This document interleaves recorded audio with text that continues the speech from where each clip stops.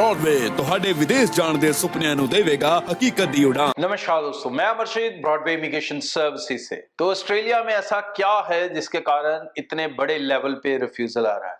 ऐसी क्या चीज है जो वीजा ऑफिसर्स पकड़ रहे हैं और जिसके कारण ये रिफ्यूजल्स इतने बड़े लेवल पर चल रहा है? असल में जो स्टोरी हुई है, जब ऑस्ट्रेलिया लेवल 2 में आया तो एक बहुत बड़ा हाहाकार मचा, बहुत बड़ी खुशखबरी का माहौल बना और ये भी चीज एक अलार्मिंग थी। दूसरा, कनाडा का टफ होना, यूएस का टफ होना और वो सारे वीक प्रोफाइल्स जो पहले कनाडा में चले जाते थे एक मॉड्यूल में 5.5 के साथ या विदाउट आइलेट्स यूएस चले जाते थे, तो वो सब प्रोफाइल्स भी कहीं ना कहीं ऑस्ट्रेलिया की तरफ मुंह करके बैठ गए और सब ने ध्यान दिया ऑस्ट्रेलिया के ऊपर और फटाफट फाइल्स लॉन्च करने में सबसे ज्यादा ध्यान दिया।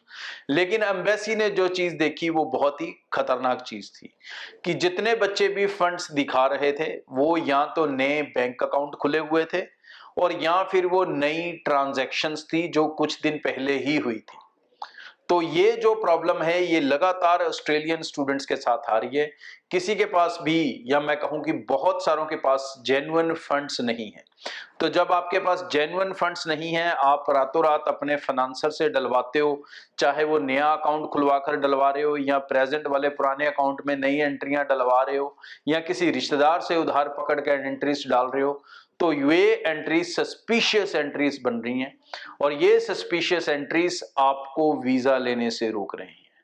ऑस्ट्रेलिया के अंदर सबसे इंपॉर्टेंट चीज, एकेडमिकली तो वो चैलेंज नहीं करते, मोस्टली बच्चे एकेडमिक रिक्वायरमेंट यूनिवर्सिटीज की पूरी करके ही अपनी फाइल लगाते हैं, लेकिन सबसे ज्यादा जो प्रॉब्लम आ रही है बच्चों की वो आ रही है फंड्स को लेके। तो बच्चे फंड्स इनजेन्युइन दिखा रहे हैं, या तो वो नई ट्रांजैक्शन इधर उधर से डालकर दिखा रहे हैं या फिर नए बैंक अकाउंट खोलकर फाइनेंसर्स उनके पैसे उसमें डाल के वो वाले पैसे दिखा रहे हैं।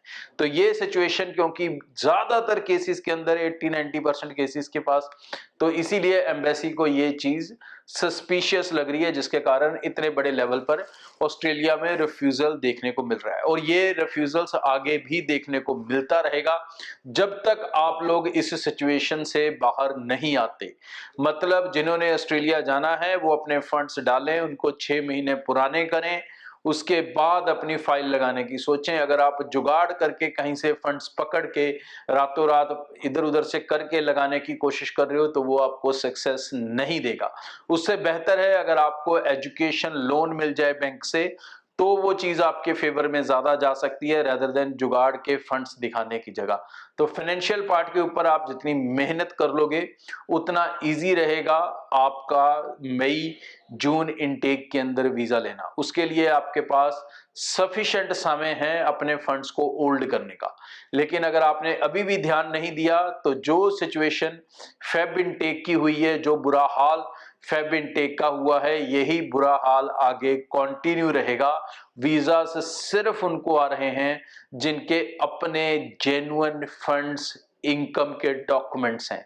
जिनके ये डॉक्यूमेंट्स जेन्युइन लेवल पे नहीं है वो बहुत बड़े लेवल में रिफ्यूजल्स देख रहे हैं और इसीलिए ज्यादातर बच्चों के ये डॉक्यूमेंट्स इनजेन्युइन हैं या वो नॉर्मल नहीं है, तो इसीलिए वो रिफ्यूजल्स सबसे ज्यादा देखी जा रही है। आगे भी इस चैनल के जरिए रेगुलर अपडेट आपसे शेयर करता रहूंगा। आज के लिए इतना, थैंक यू। ब्रॉडवे ਤੁਹਾਡੇ ਵਿਦੇਸ਼ ਜਾਣ ਦੇ ਸੁਪਨਿਆਂ ਨੂੰ ਦੇਵੇਗਾ ਹਕੀਕਤ ਦੀ ਉਡਾਨ।